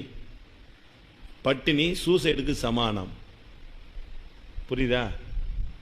இப்போ நீங்கள் ரோட்டில் போய் நான் ஒரு உண்ணாவிரதம் இருக்க போகிறேன் அப்படின்னு நீங்கள் போய் போர்டு போட்டிங்கன்னா உடனே உங்களை என்ன செய்கிறான்? அரெஸ்ட் பண்ணிடுவான். தெரியும் தானே சட்டம்? நீ வீட்டில் உண்ணாவிரதம் இருக்கலாம், ரோட்டில் போய் உண்ணாவிரதம் இருக்க போகிறேன்னா உடனே அது என்னது? அரெஸ்ட் பண்ணிடுவான், சட்டப்படி குற்றம். அதுபோல் தெய்வீகத்துக்காக நீ உபவாசம் எடுக்கணுமே தவிர சண்டை போட்டுட்டு ஃபாஸ்டிங் எடுக்கக்கூடாது. ஏசாயால வாசிங்க. வழக்குக்கும் வாதுக்கும் முரட்டுத்தனத்தையுடைய கைகளால் குத்துகிறதற்கும். ஏசாயா என்ன கை? முரட்டுத்தனத்துடைய கைகளினால். அப்படித்தானே இருக்கு. குத்துகிறதற்கு நீங்க என்ன செய்றீங்க? இதுவா உபவாசம்? இதுவா எனக்கு உகந்த உபவாசம்? கேட்கிறாரு அவர். இதுவா உபவாசம்? வீட்டில் சண்டையை போட்டவொடனே 3 நாள் சாப்பிட்றது இல்லை, அப்படியே சோத்திரம் சோத்திரம் சோத்திரம்னு. அது உபவாசம் கிடையாது. உன் கோபத்தை வெளியே காட்ட முடியாம எந்த ரூட்ல காட்டிட்டு இருக்க?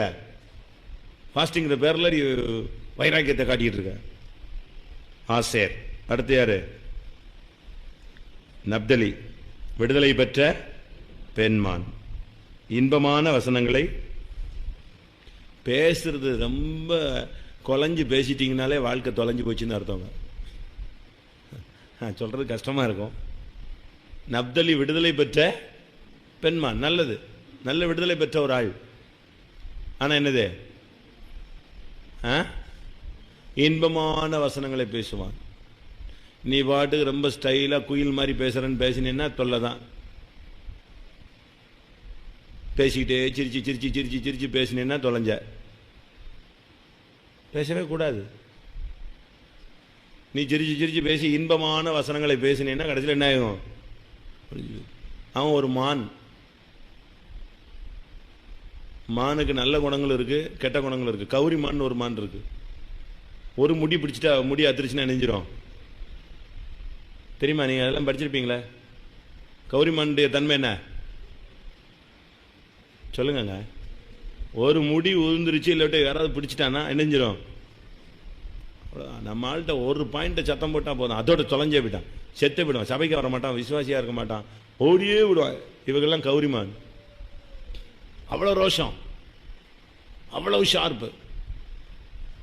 என்னைய 4 பேர் மத்தியில சத்தம் போட்டாரு, நான் வர மாட்டேன். நான் ஒரு ஆளை சொன்னேன், காதல் கொடுத்துல டப்பு டிப்பு டப்பு டிப்புன்னு கை தட்டினா. ஏய் என்ன அது வித்தியாசமா கை தட்டுறேன்னு அதோட ஓடணும் நான் சபையை விட்டு. தஞ்சாவூர்ல அது போன புதுசுல நான் ஆவியில் நிறைஞ்சிட்டு உட்காந்துட்டே இருக்கேன். ஒரு 50 விசுவாசி உட்காந்து ஆவியில் நிறைஞ்சிட்டு இருக்கேன். எல்லாரும் ஆவியில் நிறைஞ்சு முடிஞ்ச உடனே இவர் வித்தியாசமா கை தட்டுவான், பாட்டுக்கு டிசைனா கை தட்டுவான். எனக்கு ஒரு லிமிட்டுக்கு மேல ஒண்ணுமே புரியல. என்ன இந்த ஆள் வித்தியாசமாவே கை தட்டுறானடா பாய். எல்லாரும் ஒரு மாதிரி கை தட்டினா இவன் வேற மாதிரி கை தட்டுவான். எல்லாரும் ஆவியில் நிறைஞ்சா இவன் வேற மாதிரி ஆவியில் நிறைவான்.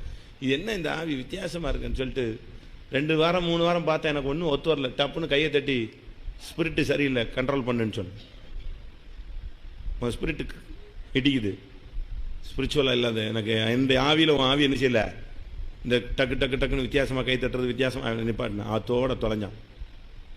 பெரிய சிஸ்டர் போய் கூப்பிட்டு பார்த்தாங்க, யாரெல்லாமோ போய் கூப்பிட்டு பார்த்தாங்க. என் ஆவி சரியில்லை என்று சொல்லிவிட்டார். இனிமேல் அந்த சபையில் நான் கால் வைக்கவே மாட்டேன். என்ன செய்யறது? திருப்பி யாரெல்லாமோ சொல்லி கூப்பிட்டு வந்தாங்க. இப்போ விசுவாசியா இருக்கிறா. ஆனால் நான் சொன்னது தான் கரெக்டு. அவனுக்கு இன்னொரு சைடில் ஒரு ஆள் இருக்கு. மனைவி பிள்ளைகள் தவிர இன்னொரு பார்ட்டி என்ன செய்யுது இருக்கு. அந்த சிஸ்டருக்கு வேலை வாங்கி கொடுத்தது இவன் தான். அந்த வீட்டுக்கு பராமரிப்பாளரும் இவர் தான். நான் விசிட்டிங் போகிறேன் ஒரு ட்ரிப்பு. அன்னைக்கு மாட்டிருந்தானே அவனை நான் தொலைச்சிட்டு இருப்பேன். மிஸ் பண்ணிட்டேன். நான் தான் மிஸ்ஸிங். என் கூட வந்து விசுவாசி எனக்கு முன்னால் போயிட்டாரு. நான் ஒரு 2 ஸ்டெப் பேக்கில் போகிறேன். இவர் அந்த வீட்டில் சும்மா சட்டையை கலத்தி போட்டு ஐயா படுத்துருக்கிறாரு. படுத்துக்கிட்டே தோசை சாப்பிட்டுட்டு இருக்காரு. இன்னொரு விசுவாசி வீட்டில் சட்டையை கலத்தி போட்டு படுத்துட்டு தோசை சாப்பிட்டுட்டு இருக்கேன். ஒரு ஸ்டெப் நான் லேட்டு. ஒரே ஒரு ஸ்டெப். என் பின்னால் உட்காந்துருந்த விசுவாசி இறங்கி நடந்து தோந்தரம்னு உள்ளே போயிட்டாரு. நான் வண்டியை லாக் பண்ணிட்டு வர்றதுக்குள்ள கொஞ்சம் மிஸ்ஸிங். இவன் டக்குன்னு அடுத்த செகண்ட் தோசை நான் பறந்துட்டுச்சு. சும்மா சட்டையை போட்டு தெளிவாயிட்டான். எனக்கு விஷயம் புரியல. நான் உள்ளே போய் நார்மலாக எப்போ வந்தீங்க? இப்போ நான் வந்தேன், சிஸ்டரை பார்த்துட்டு போகலான்னு வந்தேன். சரி, நமக்கு ஒன்றும் தெரியாமல் எதுலையா தலையிடக்கூடாதுன்ட்டு அமைதியாக பல்ல கடிச்சிட்டு வந்து ரோட்டில் ஏறி வண்டியில் போகும்போது விசுவாசி சொன்னார், பாஸ்டர் நீங்கள் முதலில் கண்ட காட்சியை பார்த்தீர்களாண்ணா? இல்லைன்னு. இப்படி தான் இருந்தார். நீங்கள் வர்றீங்கன்னு தெரிஞ்ச உடனே என்ன மாறிட்டார். நான் சொன்னேன், இன்றைக்கி அவனுக்கு கர்த்தர் இறக்கம் பாராட்டிட்டார். ஒரு சான்ஸ், ஒரு 2 ஸ்டெப்பில் அவன் இணைஞ்சிட்டான் வாழ்க்கை தப்பிச்சு. இங்கே உட்கார்ந்துருக்கிற ஆர்வல் நிறைவிலேயே கண்டுபிடிச்சிக்கலாம் அவன் டான்ஸ் எப்படி போய்கிட்டு இருக்குன்னு. தாளம் தப்பி ஆடுறியா, என்ன லெவலில் நீ போகிறங்கிறதெல்லாம் ஈஸியாக கண்டுபிடிச்சிடலாம். நப்தலி விடுதலை பெற்ற பெண்மான், ஆனால் ரோஷம் ஜாஸ்தியான ஆள். பேசுறதெல்லாம் எப்படி தான் பேசுறது? கோபமாக பேச வேண்டிய இடத்துல கோபமாக பேசணுங்க. கண்டிக்க வேண்டிய இடத்துல என்ன செய்யணும்? கண்டிக்கணும். தகப்பன்னு சொன்னால் பிள்ளைகள் மேலே பாசம் இருக்கும். ஆனால் அதுக்காக பாசத்தை வலிஞ்சிக்கிட்டே இருக்க முடியாது. என்ன செய்யணும்? தகப்பன் சிட்சியாத புத்திரன். ஒரு ஸ்டெப் பிள்ளை மாறுதுன்னா உடனே பின் சொருவணுங்க, இது சரியில்லை அப்படின்னு நீ கண்டிப்பாக இருக்கணும்.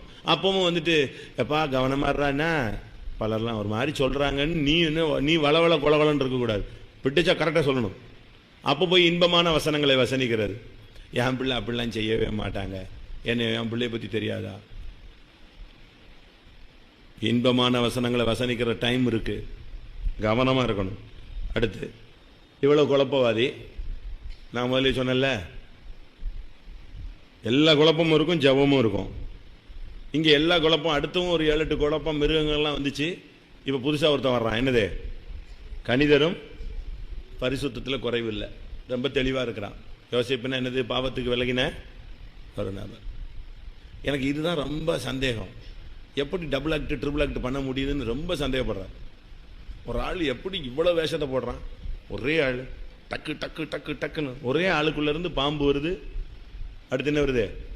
மான் வருது, அடுத்து கழுதை வருது, அடுத்து சர்ப்பம் வருது. வருஷம் சேஞ்ச் ஆகிட்டே வருது. டக்குன்னு செடி முளைச்சிருச்சு. கணிதரும் பார்த்தா அப்படியே அமைதியாக அன்பு, சாந்தம், இச்சடக்கம், விசுவாசம், ஆவியின் கணிதரம், அந்த அணுவெல்லாம் வந்துச்சு. எப்படி வந்துச்சு? அவனை என்ன பண்ணாலும் ரொம்ப அமைதியாக இருப்பான். அடுத்து கடைசி ஆள் ஒருத்தன் வரான் பாருங்க, 27. அதான் இப்போ தான் கணிதரும் செடின்னு இருந்துச்சு. அடுத்த ஸ்டெப் யாரா மாறியாச்சே? என்ன ஸ்டைலில் மாறுறானே புரியல. நல்லா ஜவம் பண்ணி ஆவியில் நிறைஞ்சிட்டு போகிறான். ரோட்டில் கேட்டை தாண்டின உடனே சண்டை வந்துடுது. வீடு வந்து பாரு, உடனே தொலைச்சிடுறான். வீட்டுக்கு போன பிறகு கொஞ்சம் நேரம் நல்லா இருக்குது, நல்லா சாப்பிட்றாங்க, உட்காடுறாங்க, பேசுகிறாங்க. அடுத்த ஒரு அரை மணி நேரத்தில் திருப்பி என்ன செய்யுது? இந்த 12 பேரில் ஒருத்தன் வந்துடுறான். இதில் இல்லாத ஒரு ஆள், இன்னொரு ஆள் இருக்குது. யார்? இப்போ இவ்வளோ நேரம் வாசிச்சது எத்தனை பேர் வந்துச்சா? 12 வந்துருச்சா? இன்னொரு ஆள் இருக்கு, ரொம்ப ஃபேமஸான ஒரு ஆள், டிஃப்ரெண்டான ஆள். யாரு சொல்லுங்க?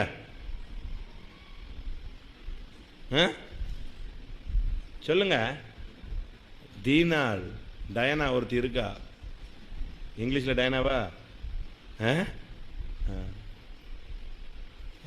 ஒரு ஆள் இருக்கிறா. அவளுக்கு கொடுத்தாங்க பாருங்க செல்லம். 13 12 பையனும் சேர்ந்து செல்லம் கொடுத்தான். அப்பாவும் அம்மாவும் சேர்ந்து செல்லம் கொடுத்தாங்க.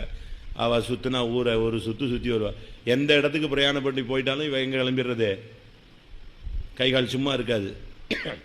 இந்த நீதிமொழியில் சொன்ன மாதிரி சில வேளை வீதியில் இருப்பாள், சில வேளை வீட்டில் இருப்பாள். இவ சொன்னாலாம் திடீர்னு சீக்கிரம்னு ஒரு ஊருக்கு போய் சேர்ந்த உடனே நான் தேசத்தில் இருக்கிற பெண்களை எல்லாம் பார்த்து விட்டு வருகிறேன். தகப்பன் என்ன சொல்லணும்? தாய் என்ன சொல்லணும்? ஒன்றுக்கு 4 அம்மா இருக்காள்ல, 4 பேரும் சேர்ந்து என்ன சொல்லணும்? பொம்பளை பிள்ளை என்ன செய்யக்கூடாது? வெளியே போகாத, தெரியாத ஊர், அவசியம் இல்லை, இங்கே உள்ள பிள்ளைகளை நம்ம பார்க்கணுன்னு அவசியம் கிடையாது, இவங்க அந்நிய தேசத்து புத்திரர், நமக்கு இந்த தேசம் என்ன செய்யாது? சொந்தம் கிடையாது, இது வேண்டாம், பொம்பளை பிள்ளை வாலிப பிள்ளை, நீ வெளியே போகாத அப்படின்னு என்ன செஞ்சுருக்கணும்? 4 பேரும் சேர்ந்து சொல்லியிருக்கணும்.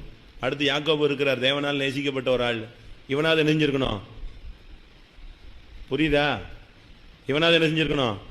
வேண்டாம், பொம்பளை பிள்ளை என்ன செய்யாத, வெளியே போகாது. அவர் பாட்டு விட்டாச்சு. அது ஒரு சுற்றிட்டு வீடே வந்து சேரல. எங்கே யார் வீட்டிலே பிடிச்சி வச்சுக்கிட்டான்? பைபிள் நீங்கள் நல்லா படித்து பாருங்கள். அது வீடு வந்து சேரல. எங்கே பிடிச்சி வச்சுக்கிட்டான்?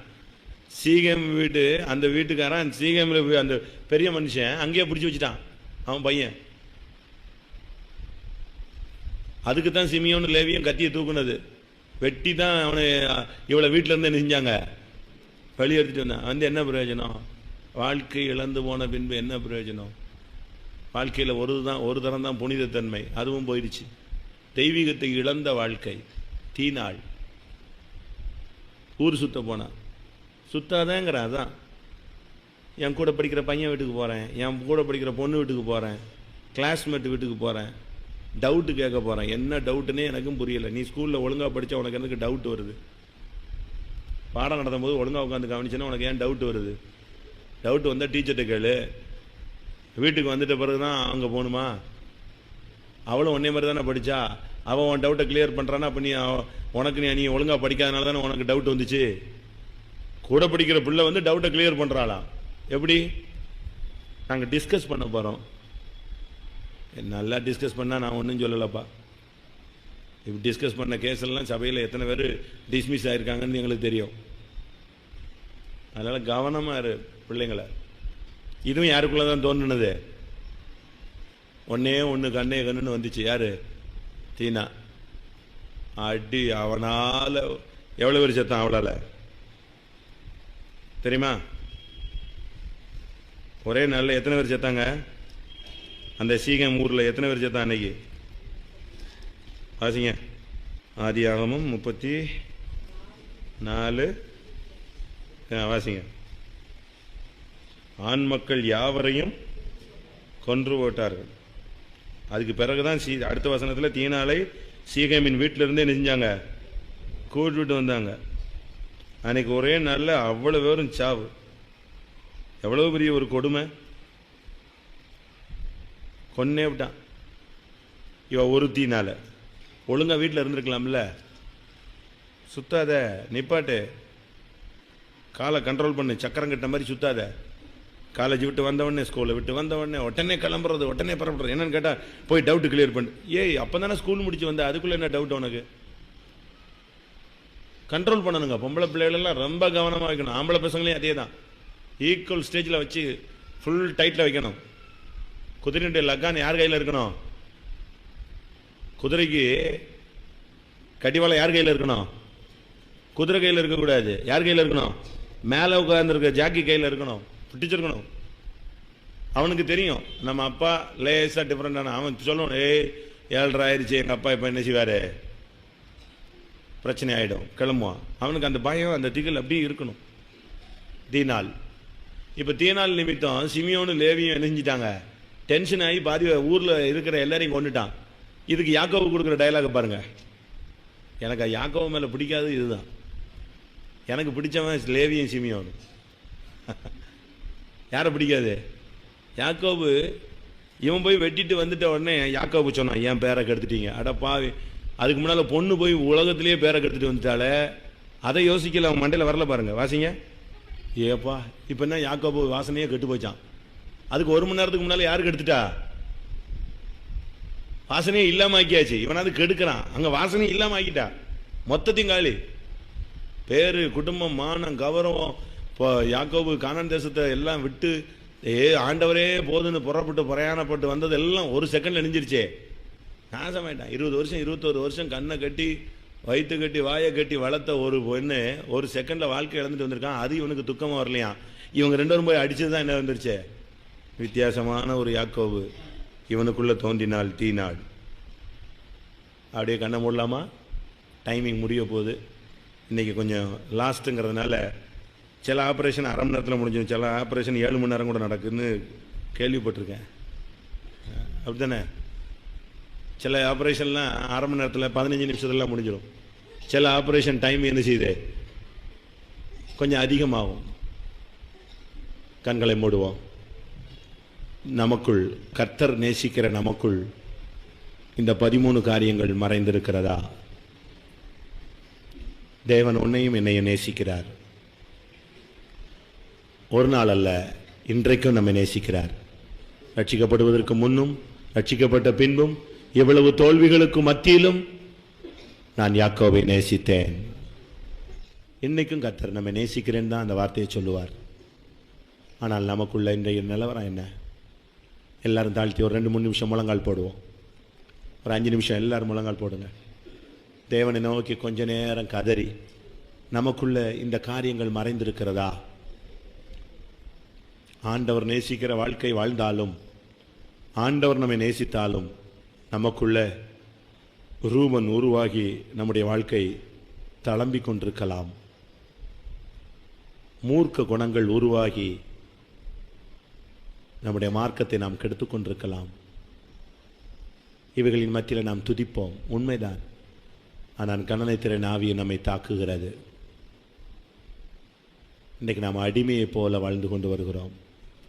உலக சிந்தையிலேயே கடல் துறை அருகே நாம் அமர்ந்து விட்டோம். இன்றைக்கு நாம் பகுதி கட்டுகிறோம். இன்றைக்கு நம்முடைய சிந்தையெல்லாம் போஜனம், ஆகாரத்திலேயே நம்முடைய சிந்தை போய்விட்டது. மற்றவருடைய வளர்ச்சியை நாம் பொறுக்க முடியாமல் சர்ப்பத்தை போல மற்றவருடைய முன்னேற்றத்தை தடுத்து கீழே விழ வைக்கிறோம். அதிகமான பேச்சு நம்முடைய ஜீவியத்தை கெடுக்கிறது. ஆனால் இவைகளுக்கு மத்தியிலும் பரிசுத்தத்தை குறித்த ஒரு வாஞ்சை நமக்குள்ளே போராடி கொண்டிருக்கிறது. இன்னொரு பகுதியில் பீறுகிற ஓநாயை போல நாம் யாரும் நெருங்க முடியாத ஒரு வாழ்க்கை வாழ்கிறோம். நமக்குள்ள ஒரு பலவீனம் நம்முடைய ஜீவியத்தை கெடுக்கக்கூடிய வாய்ப்பு, தீனாளாய் நாம் மாறி போய் விடுகிறோம். எல்லாரும் தாழ்த்துவோம், வாயை திறவுங்கள், தேவனை நோக்கி கூப்பிடுங்கள். கர்த்தாவே, நீர் நேசிக்கிற எனக்குள்ள இந்த 13 அனுபவங்கள் போராடி கொண்டிருக்கிறது என்பதை நாம் அறிக்கை செய்து விட்டு விடுவோமாக.